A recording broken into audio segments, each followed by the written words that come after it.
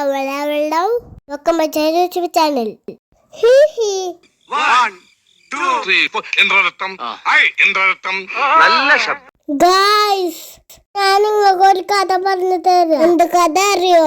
അമ്മന്റെ മൊയിലിന്റെ കഥ. അപ്പൊ എല്ലാരും കേൾക്കാൻ റെഡി അല്ലേ? ഓക്കെ തുടങ്ങാം. 1 2 3.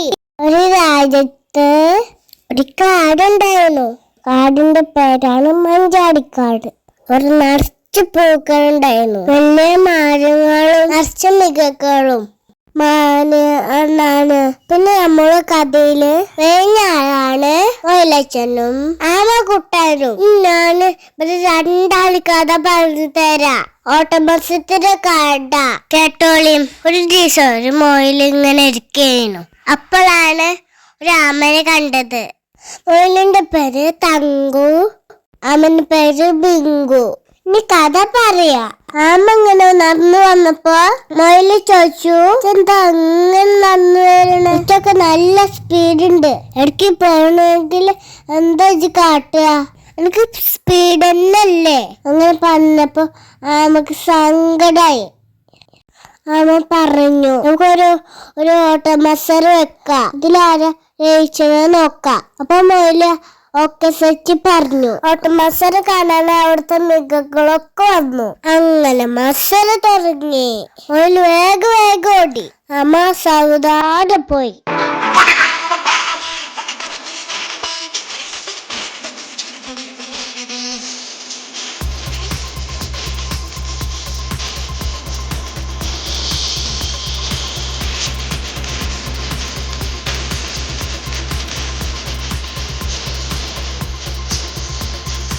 കുറെ ദൂരെ പോയപ്പോ മൊയിൽ അമ്മനെ നോക്കി. അപ്പൊ അമ്മ കൊറേ ബാക്കിലാണ്. അപ്പൊ മൊയിൽ പറഞ്ഞു, അമ്മ വരുമ്പോത്തി ഞാൻ ഉറങ്ങട്ടെ.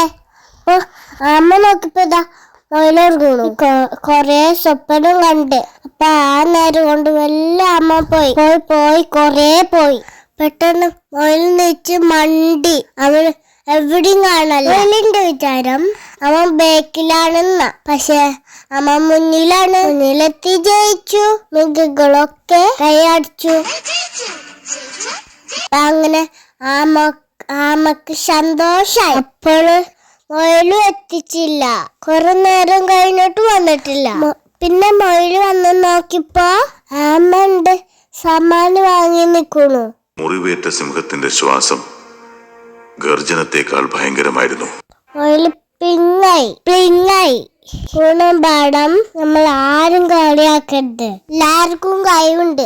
ബുദ്ധി യൂസ് ചെയ്യുക. ചീരനു നീ ചീര